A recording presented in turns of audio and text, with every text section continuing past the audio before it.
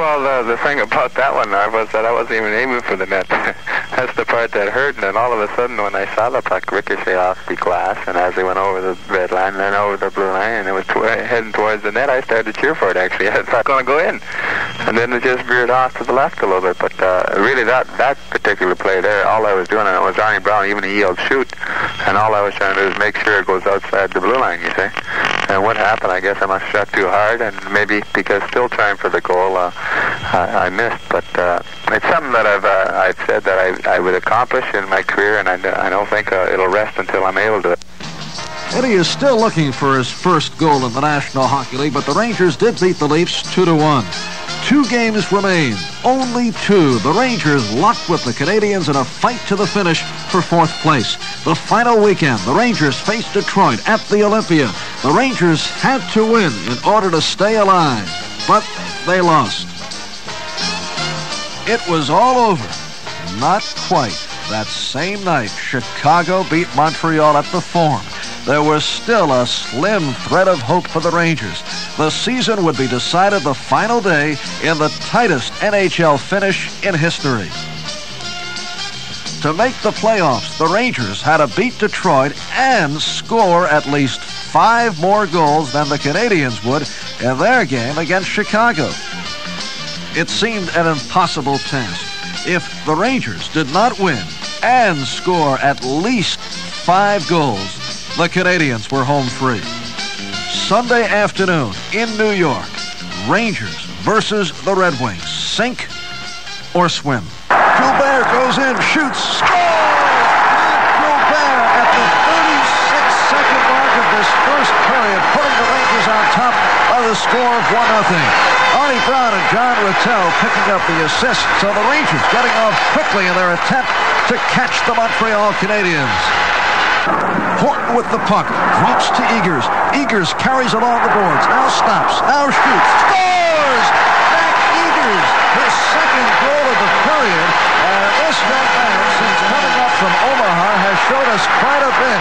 Eagers with a hard slap shot, he's been all over the ice, puts the Rangers on top by the score of 4-1. Gilbert shoots, scores! 5-1, Rangers leading the Red Wings. Gilbert, who scored early in the first, scores at the 22nd mark of period number 2. Number 16 on the year for Rod. Rattel and Park picking up the assist, and the Rangers must feel that they now have a shot at it. Malone with the shot. Scores! Dave Malone at 9:48 of period number 3. Rangers now lead it 9-3 over Detroit for Malone, the hat trick, and goal number 33 on the season. The Rangers bombed 65 shots at Roger Crozier, and 9, that's right, 9 got by. In the closing minutes of the game, Emil Francis pulled goalie Jockerman to get an extra man on the ice, putting the pressure on. What a win. What a finish. And now the Rangers had to wait for news of the game in Chicago. All over New York City, fans and players alike whirled and twisted their radio dials. This game is coming to you from the Chicago Stadium. The face-off, Gauthier enters the home line, lost it to Kit Martin, coming in with Magnuson. Here's Kit Martin centering it. Following up is Pinder. Here's back to Kit Martin. He shoots it. Goal!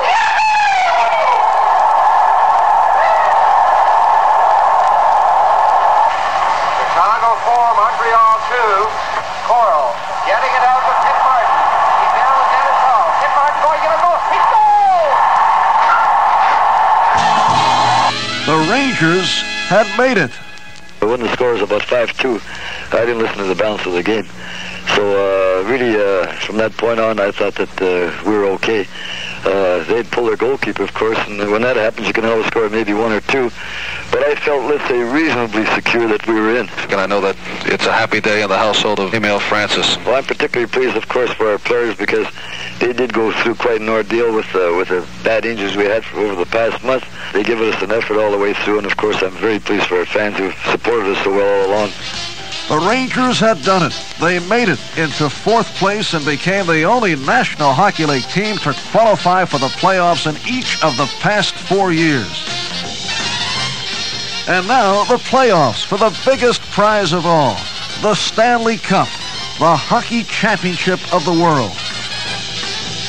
The series opened at the Boston Garden against the Bruins, and the rugged Bruins ran wild in front of their home fans.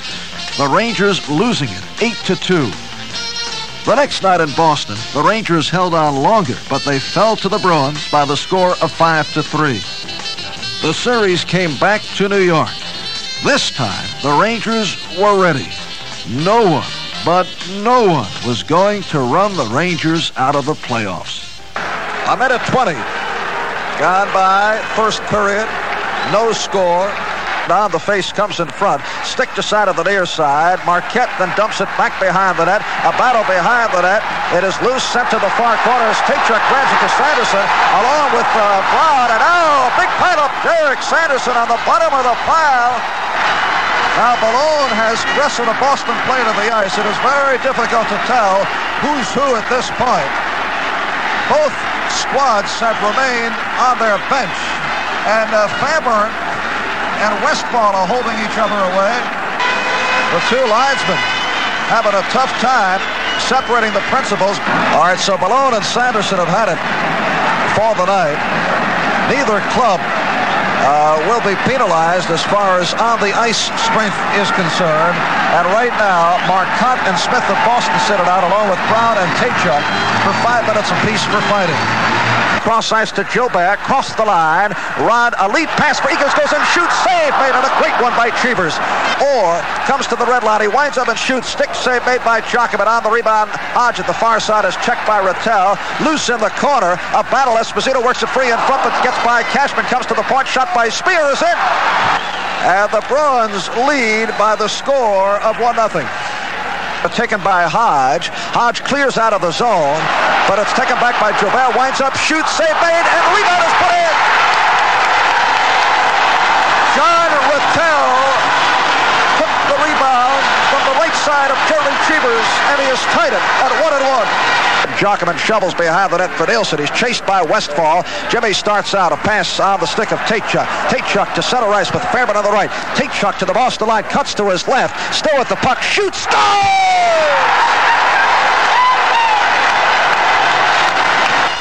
The Rangers took a 2-1 lead out of the first period and led 4-1 at the start of the third. And then the Rangers and Ed Jockman held off the Bruins. A pass to McKenzie, streaking across the right line. He goes in with the shot. Save made. Loose in front. Cleared by Jockman. Orr flips to Esposito. Breaking across the line with Cashman. Left past Cashman. Shoots. Save made by Jockman. The final score in the most penalty-filled game in Stanley Cup history was 4-3 Rangers.